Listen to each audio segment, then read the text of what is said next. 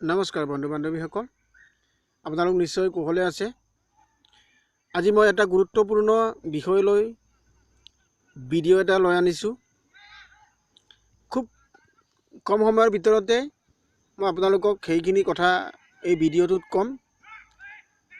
অহা 22 ডিচেম্বৰ 2019 তাৰিখে বহু বিতৰ্কৰ পাছতো অসম চৰকাৰে আকৌ হাইস্কুল টেট অনুষ্ঠিত কৰিব ওলাইছে। গতিকে সেই হাইস্কুল টেটত আপুনি বহিবলৈ কেনেকুৱা ধৰণৰ যোগ্যতা লাগিব আৰু কেনেকৈ এপ্লাই কৰিব লাগিব, কেতিয়াৰ পৰা কেতিয়ালৈ এপ্লাই প্ৰচেছটো চলিব, সেইখিনি মই আজি এই ভিডিঅ'টোত ক'ম। গতিকে আপোনালোকে যদি মোৰ চেনেলটোলৈ নতুনকৈ আহিছে, ছাবস্ক্ৰাইব কৰিব আৰু কাষতে থকা বেল আইকনটো টিপিব, যাতে নেকি আগন্তুক দিনত মই টেট পৰীক্ষাৰ সম্পৰ্কে নতুন নতুন বিষয় লৈ আপোনালোকৰ মাজলৈ আহিম, যাতে নেকি এই ভিডিঅ'সমূহ সকলোতকৈ আপুনি আগতে দেখা পায়। তাৰ বাবে আপোনালোকে কাষতে থকা বেল আইকনটো দবাব। চ' গাইজ, বেছি কথা নকওঁ, ভিডিঅ'টোৰ মাজলৈ আমি আগবাঢ়োঁ।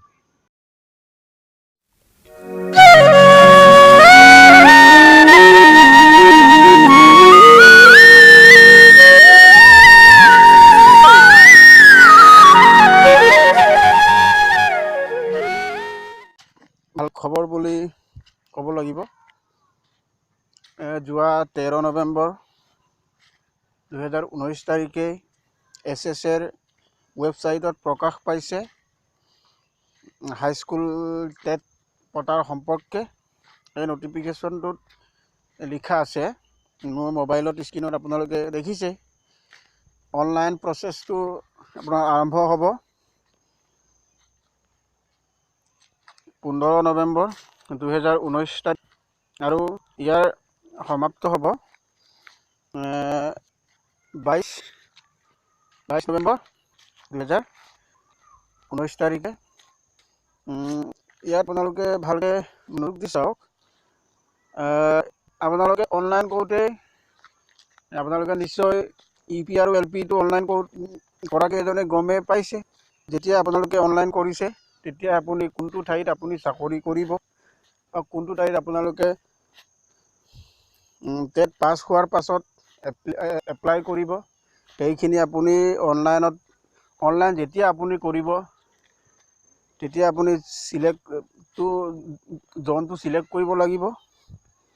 আৰু ইয়াতে এটা কথা লিখা আছে, candidate who have applied against the earlier medium TET advertisement as mentioned above need to revisit the online application portal for selection of zones as per their preference, and they have to upload the information and pass certificate of B.Ed in the online portal.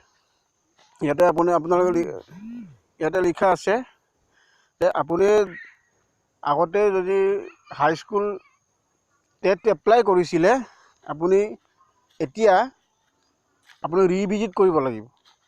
আপুনি ৰিভিজিট কৰি আপোনালোকে জোনটো select কৰিব লাগিব আৰু আপোনালোকৰ যিটো B.Ed পাছ চাৰ্টিফিকেটটো আপোনালোকে আপডেট দিব লাগিব। আৰু এই পৰীক্ষাটো অনুষ্ঠিত হ'ব 22 ডিচেম্বৰ 2019 তাৰিখে। এই ৱেবছাইটত এটা কথাও লিখা আছে, the date of examination may be rescheduled in case of any circumstance. তাৰমানে ইয়াৰ হয়তো এক্সামিনেশ্যন ডেটটো হাল সলনি হ'বও পাৰে। চ' গাইজ, মোৰ চেনেলটো যদি আপোনালোকে নতুনকৈ ভিজিট কৰিছে, গতিকে মোৰ চেনেলটো আপোনালোকে ছাবস্ক্ৰাইব কৰিব আৰু কাষতে থকা বেল আইকনটো দবাব। আগন্তুক দিনত টেটৰ সম্পৰ্কে নতুন নতুন ভিডিঅ' মই লৈ আনিব চেষ্টা কৰিম।